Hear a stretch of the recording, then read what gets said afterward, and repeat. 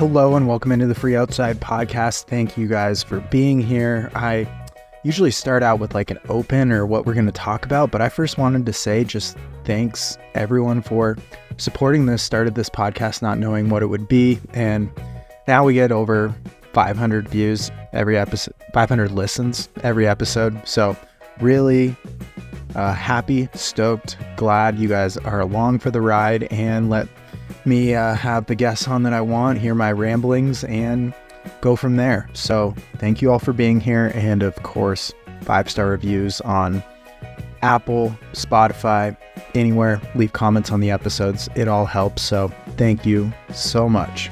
So today I thought I would just get in. There's we'll call it housekeeping. There's so many things that have happened in the last month, and especially while I was doing a stage race, that I thought we needed to go through them all because they're kind of crazy.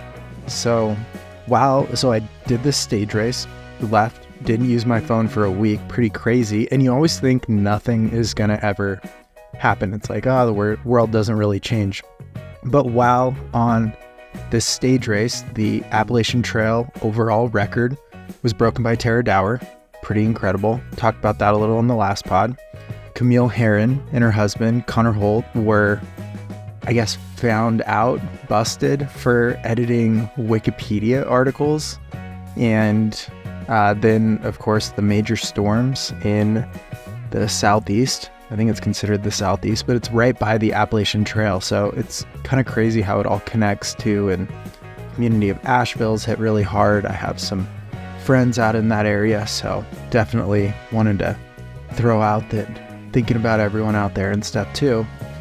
But I wanted to get into this crazy story that is ego-driven. And I think the whole moniker with trail running and ultra running is that ego is not as big as like the community, the experience, what you're doing out there. But in the past 10 years, with so much more money, brands, influencers, careers, fame, fortune, everything coming into the sport, it has definitely changed. So, for example, Hoka is giant. They're advertising on podcasts that I listen to, and they're not the ads that are like dubbed in after the fact. The hosts that have like the biggest podcasts in like sports media, because I listen to a lot of sports, they are doing ads for Hoka. And that company really started in, I believe, Europe as more like a trail running brand and pretty small, stuff like that. And now it's fashion forward, it's big, like some of the top people are wearing Hoka shoes on the runway. So this flows right into about 2 years ago, Lululemon came into the trail running space, and they kind of blew it up with this combination of fashion, function, and way more resources to push things forward. Like they did their Further event where participants ran for, I think, 6 days, and they went after world records, and they were doing a ton of science and papers on how the bodies performed will come out for years to come, which is really awesome. It was all female participants. I think there was less than a dozen of them out there. So it's a lot of research that hadn't been done, and that comes from having more money in the sport. So what I'm getting at is there are a lot of good things from things exploding, getting more popular, and blowing up. But on the flip side, there come a lot of bad things. So like competition, I think there's been a lot of discussion about doping. Even Javelina is doing drug testing for maybe randomly, and then the top 10. I just sneezed. Okay. Drug testing for the top 10, the winners of Javelina 100, because that flows right into Western states, and Aravaipa, definitely applaud them trying to make the sport cleaner. But doping's one of those things. It's more behind the mask. I talked about that in an episode a few months ago. But one of the starkest examples of what more money, more ego, more popularity, and how that drives people, I think, is this Camille Herron story. So she is undoubtedly one of the best in the world at running her modality, I guess you would say. So in trail running, there's trail races like 100 miles through this terrain, often mountainous. There's 100 miles flat where you either run loops. There's fixed time, duration stuff. There's stage races. There's all different distances, 50K, 50 mile, 100K, 100 mile. All those exist. Camille Herron's specialty, excuse me, I burped, a lot of bodily functions this morning. We'll see what's next. Camille Herron, she has records at like the 6-day world record. I think she had the 24-hour world record at some point. You can just comment and fact check me. But she set a bunch of these fixed time records. She's won races like Comrades, which is like a 50-mile road race. She's won Spartathlon, which is, I think, upwards near maybe 150-mile road race in Greece. It's pretty famous with a long history. So she's won and accomplished a lot of these things, thought of as one of the best runners, and she was one of the first people to get signed by Lululemon, which means elevated her status even more. And at that further event I mentioned, where she ran for 6 days, she set numerous world records. She showed that, incredible things can be done. But then a few weeks ago, it came out that her husband, Connor Holt, had been editing the Wikipedia pages of competitors or fellow best in the sport. And it's just kind of weird. So she's married. I believe Connor coaches her coach, her husband. He also coaches a number of other athletes. I'm kind of curious if they're sticking with him. But essentially what he basically admitted to doing and what he did was he would delete things from her competitors' Wikipedia pages, like the best in the world at this, like Kilian Jornet, who's thought of as probably the greatest trail runner of all time. He can win a 10K, 10-kilometer race, a 6-mile race, up to a 100-mile race. He can set FKTs. He's done basically everything. He's like the most versatile runner, and he's been around for 20 years. And what Connor Holt would do would be go into Kilian's Wikipedia and take out things like thought of as the best runner of all time or widely considered the best of all time. He'd delete that and pretty much copy and paste that into Camille Herron's Wikipedia page.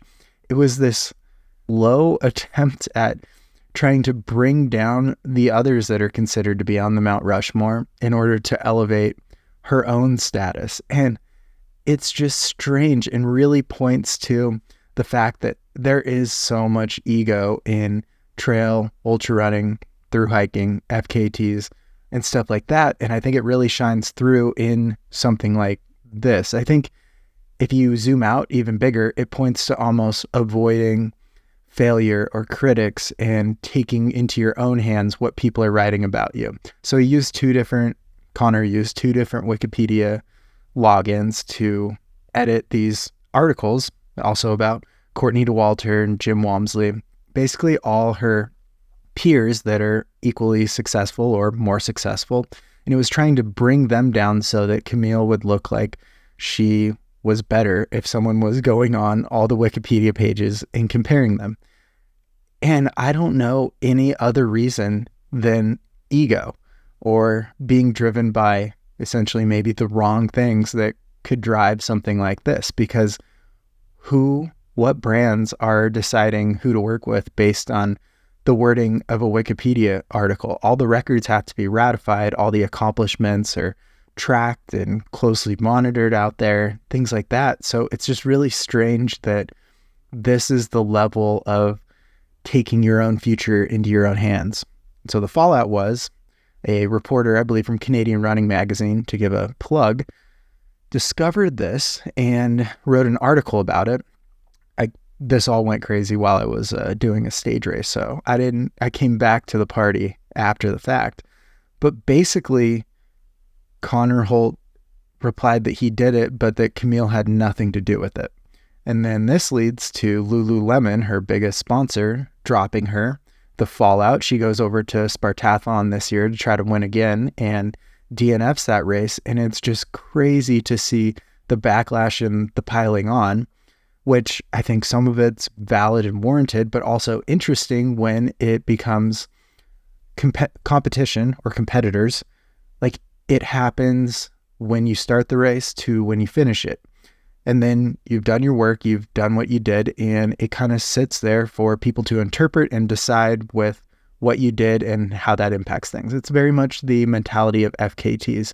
I believe Peter Bachman and Buzz Burrell, when they started the FKT pro boards or website or whatever and started tracking these, they kind of said, this is before like good GPS tracking watches and stuff like that. The mentality was like, take as much information or evidence, pictures, even like spot trackers or whatever was happening back then that you could use, put it out there, say what you did, and then let others interpret, ratify, that kind of thing. So it was like this community-driven approach of you go do the best you can at what you're doing, and then you put it out there, post it, and someone can come along and do it faster or say they actually had done it faster, something like that. But it's the mentality of you do your best between the start and the finish, and then from there, it goes into the community and can build on top of it and go from there. And another stark example, and contrary to Camille and Connor's aspect, is Courtney DeWalter was out at UTMB this year, and Courtney is probably the best ultra runner of all time, maybe male or female. Tough to compare, but just incredible what she's done with the versatility from, I think, like 50 miles up into 240 miles. Pretty incredible. But what she did was she went to UTMB and she was cheering on her competitors. She cheered on Katie Scheid, who ended up breaking Courtney's course record. And having had FKTs of mine broken, you feel a little sad, but you also broke someone else's record to get that record. And by breaking that record, it moves that target that you're shooting for higher. So it's like that knowledge that you can go faster. It's that push. So maybe you can't ever control the competition around you, but you can control what you're shooting for and your goals. So maybe you have that arbitrary goal of a course record, then it gets lowered, then you can go back and be faster the next time. So I think by having multiple greats and uplifting all of them, that makes all our times faster, all our things more incredible, and all of our self-worth and breaking down those barriers to what we can do a little bit more real, and I think just more fulfilling of, okay, I can push harder. Like the Garmire Trail FKT is just over 3 days. And I think me and Joe McConaughey have both held the record, but we both want the record under 3 days, if not breaking Francois' record. So I think that just he lowered it to 3 days, 1 hour, and then I lowered it by like 12 minutes or 15 minutes or something like that. But we both had this pang of regret that we couldn't lower it even further to give another number to shoot for. I think it's really interesting because it's less about being first. It's more about, can you go faster than you did before, faster than you thought you could. When I started through hiking, I couldn't even hold 20-mile days. I did my first day and it was like 15 miles. I couldn't even make it to Lake Morena. I climbed up the PCT up this like 1,000-foot ridge and was just spent. So I laid up my tent and slept there. My water filter broke the first day. I was carrying 55-pound pack. I tried to make up those miles, but I couldn't get on 20-mile pace, even though that was my goal for at least a week. So I grew, I learned from that. And now I've gotten to break down what I thought was possible, especially going like 75 miles in 18 hours on the Tahoe Rim Trail this year. It went terribly wrong, but it's still like a far cry from what I did when I started. So I think it's that uplifting thing that's so cool. And even on that trail, it was Adam Kimball and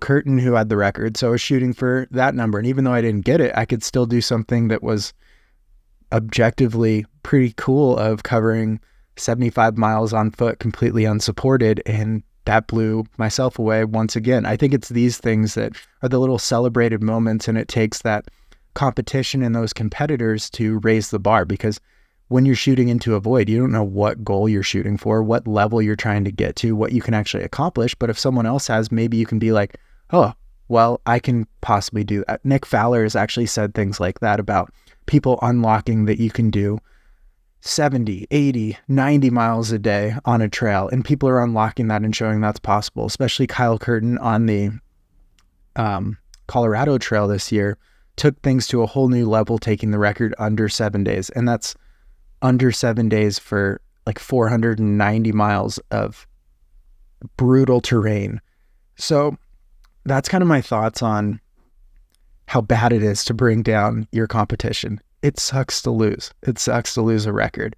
But by losing that record, that means that it's a higher mark to shoot for, whether for you in the future or for other people. Like, it's all building on each other, and we're all aiming to be the best or shoot to, fulfill ourselves or show that we can go further. So I think even on a through hike, when you start, it's like really hard to get to Lake Morena. That's 20 miles in. But by the end in Oregon and Washington, lots of people do like 50-mile days just to show themselves they can. And that's kind of that improvement across one specific endeavor. And so I think we just really got to be wary of where the ego comes in and how it's going to hurt the sport, through hiking, FKTs, ultra running in the future if we don't respect and uplift competitors, because that's how we're going to be the best.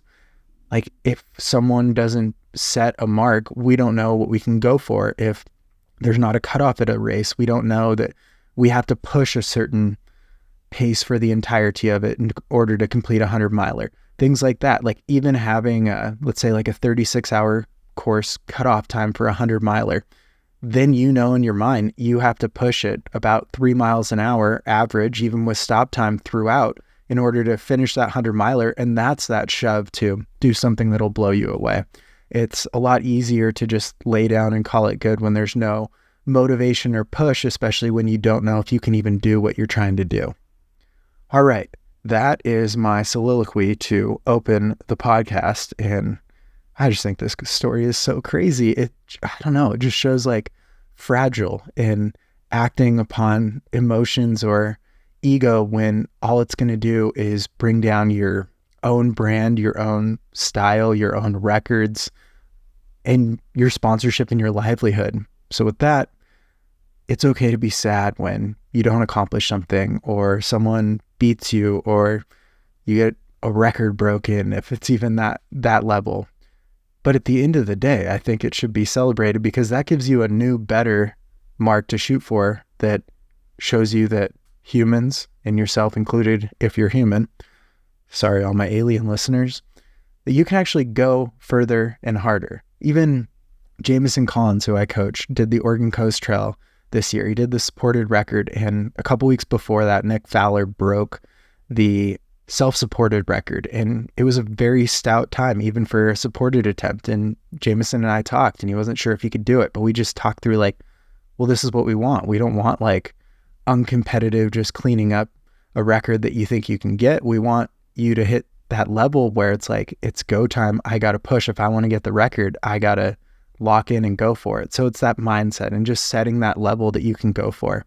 If your friend does a 50-mile day on the PCT, then something in you probably wants to be like, well, I want to see if I can do that. And I think that's what all that, wow, butchered my really good bringing endorsement there. But I think that's what life is all about, is pushing that level higher and higher, getting the best out of yourself. And it often takes competition or others or these goals or support or just seeing that it's possible for us to realize that it's possible and go after it. So that is where we'll leave that. All right, other news that's pretty crazy. Did you guys see there's this drug that came out? It's called Lake, maybe we'll call it Lake, L-A-K-E, that they developed in Denmark that they developed to mimic the effects of strenuous exercise without moving. So it's pretty crazy. They've only used it in lab rats, and it can flush toxins and strengthen the heart. It lactate and metabolic function, along with ketone production, is upped by just taking this pill. So I just think it's pretty insane that we're looking for shortcuts and ways to do things. Like, maybe there's a benefit in a way that this flows into itself and compounds and helps people who can't exercise or maintain health or something. But it was a pretty crazy story to see come across, especially announcing that there's a shortcut to exercise, especially in a society where we're very driven by food, diet, exercise culture, that more feels like we want to post about what we're doing, post a picture of our food, post about our workout in the gym or our Strava Strava run versus actually enjoying the process of doing it. So being a very process-driven person, this rang some alarm bells and just thinking like, wow, where are we headed if now we have pills for exercise and staying fitter? Get into listener questions. I'm supposed to catch up on these because you guys are so awesome in sending them in. If you have a question or want advice, jeff@freeoutside.com. That's an email address if you know how to do email. But let's get into this. This is by Scott Cormer. Thank you for writing in. Longtime listener, first-time caller. On one of your Free Outside podcasts, you've mentioned BC skiing. I believe that means backcountry skiing. On another, I think you said sending questions for the podcast. So my winter-themed questions are, this is very fitting because it's like 75 in Bozeman, Montana still. So we'll get to winter someday, but I'm kind of enjoying the fall weather. Number 1, are you taking questions for the podcast? The answer is yes. Why don't you do skimo? Skiing the big in skimo race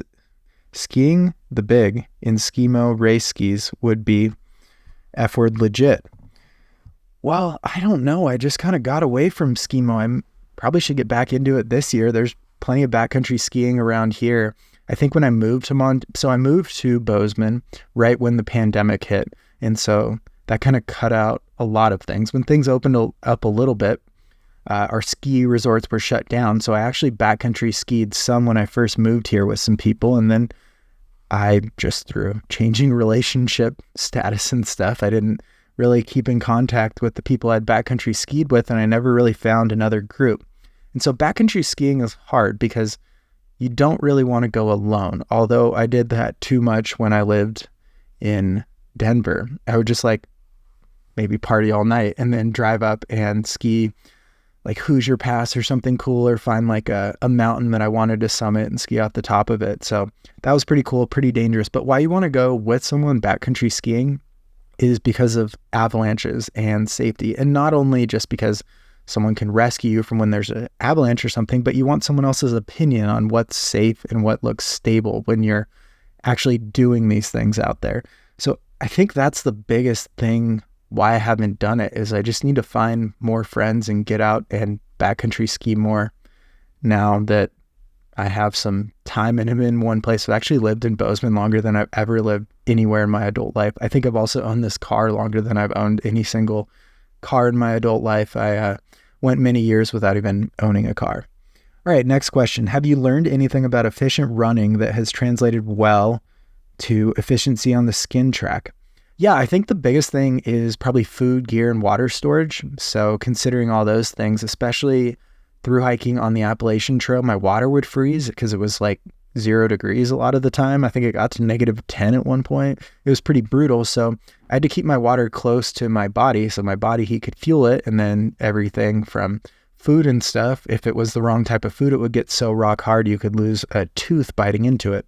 So a lot with efficiency of storage. I did a skimo race actually in Colorado that was like 40 miles or something. And I sewed a chest pocket onto a shirt. And so I held my water bladder actually completely in my shirt as if I had like a belly or was going to birth a reservoir, a bladder. Ironic. So yeah, I think just gear storage, gear adaptation, how you're going to store things and thinking of things like that. Also route creation, I think is kind of unique and different for backcountry skiing, but also similar in thinking through like time it takes on ups versus downs and combining that. So I think it just really comes into route planning, adventure planning, efficiency, gear storage, and considering the elements, especially with what you're going to wear, what works with how you wear what you wear, and taking into account the temperatures and wanting to stay cool, dry, and legit out there. Have you learned anything about skiing? Have you learned anything about efficient skiing that has nothing to do with efficient running? Yeah, totally. I think ripping skins has nothing to do with efficient running. Imagine if you had to rip off your shoes. So ripping skins basically. So you have these skins on the bottom of your backcountry skis, and basically you can glide forward, but they kind of stick or catch as they move backward. I guess that makes sense. So that you can go uphill and your heel isn't attached usually when you're climbing, and then you'll rip the skins at the top and ski down everything you just climbed up all the way to the bottom and maybe do another lap or call it a day or whatever it may be. So I don't think ski ripping has anything to do with efficient running, although maybe transition time with aid stations or something could come into play. All right, that is my one question answer advice column for today. And I want to now get into something that might be relatable. I'm just so stinking exhausted. I have this deep-seated fatigue in my legs. They feel heavy. It's been really hard to get consistent turnover, feel good on runs. And I'm signed up for a 100-miler in 3 weeks. So I'm not sure how that's going to play out. I've now taken 3 days off in a row, which has always been like my magic number of if I take 3 days off, I should feel pretty good. So I may test out running again today. But I've been thinking about this mindset of I'm not worried about the 100-mile race or the ability to go 100 miles. I'm worried about the intentions and why I would do it if I'm not feeling confident or good about doing it. It would, for one, on a coaching note, it'd be like wasting fitness and kind of depleting my body even more. On another note, it would be just going out there to essentially get a belt buckle and set expectations higher than I can achieve. So it would probably be a mental setback and just emotionally wouldn't be that into it. So I've been grappling with this same thought of if I'm going to do this, I have to feel really into it and interested, but I'm struggling to feel into it and interested because I'm not running well because I have this deep fatigue from, I think it's all these miles of a stage race where I carried, it's called like a 15 to 20 pound pack for most of the race. And that heavy weight and running miles, I think, just contributed to a lot deeper level of fatigue. In fact, a level I haven't really experienced since the long trail, when I also took too heavy of a pack and had my first real soiree into extended sleeplessness and hallucinations and stuff like that, just because it was essential for getting the record. I remember I was like 20 miles from the end and it was like, oh, I could push through, but I need a quick nap. So for that night of sleep, I slept for like 7 minutes. So I think that all those things just kind of add up. I didn't sleep well at Grand to Grand. I'm tired from it, all the weight. The last 2 days, I only ate like 600 or so calories a day, which in hindsight seems like it's really bad for your body because I'm having trouble bouncing back. So that's the personal news and update. We'll see. I will still be out at Javelina 100, but I just got to figure out where my body's at and where it's going to be for covering 100 miles. So if I'm stoked, ready to go and feel like leg turnover's okay, I don't even think I need a long run or anything. It's going to be weird trying to muster some confidence going in with basically no training since before Wasatch. So I did Wasatch 100 and failed about mile 55 or something. Maybe, I don't even remember now, but I had COVID then. And I've had some like breathing things where I breathe in really deeply and it feels like my chest gets kind of tight. So maybe that's lingering from that. It could be the dust from Grand to Grand, but I rode that experience in, did like a week of recovery, went down and did this 170-mile stage race over a week with a full pack because it was self-supported. And I think all these things are just adding up on top of itself. And just to have deep fatigue. It was a weird year of Cocodona injury, try for the Tahoe Rim Trail record, fail at that, fail at Wasatch 100, and then get second at the stage race. And then I just threw in Javelina 100, hoping that I could accomplish and come back from something, but we'll see. It seems tough. I haven't had this deep seated level of fatigue in quite a long time. I could always rebound really quickly. So it may just be a lot of things adding up and not fully respecting a respiratory based illness too. So that's sort of what's going on in my world and the world. So thank you all. Listener questions, you can also shoot those in once again, 5-star reviews. And Montana Meltdown is happening this weekend. So that's our fixed time race we put on, 4-hour, 12-hour, 24-hour options. We have like 35 to 40 or so participants in the inaugural year, which is pretty awesome. And so that'll be fun. I think race director life for me will be staying up all night on Saturday, as the race will go from 10 a.m. Saturday to 10 a.m. Sunday. So it'll be a good experiment if I like this new venture that I'm getting into. I can't believe that I just have taken on yet another thing, but it's pretty fun. So there are plans and thoughts about new routes and races, especially like a really cool 50 miler up here in Montana, because we have amazing mountains. And I think 50 miles is the perfect distance where it's a hard day. You're out there a long time, but it's rewarding and it doesn't take you into the night. You don't have to stay up overnight or anything. So that's everything going on in the world. Like, follow, subscribe, follow, give some love on Instagram at The Free Outside. And that is it. Also, I think the interview I did with John in the last episode is really good, so you should go back and listen to that if you haven't. All right. Thank you all for being here.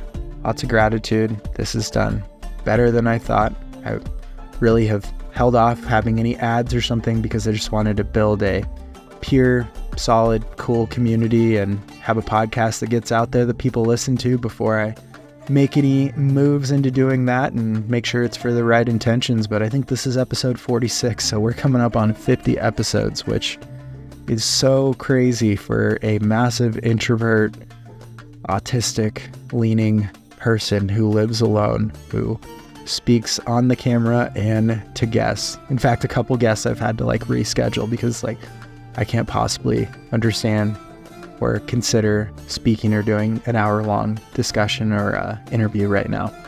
So it's been a learning experience. It's been really hard. It's pushed me out of my comfort zone. So thank you all for being here, and go chase whatever your goals are. Till next time, stay elite, my friends.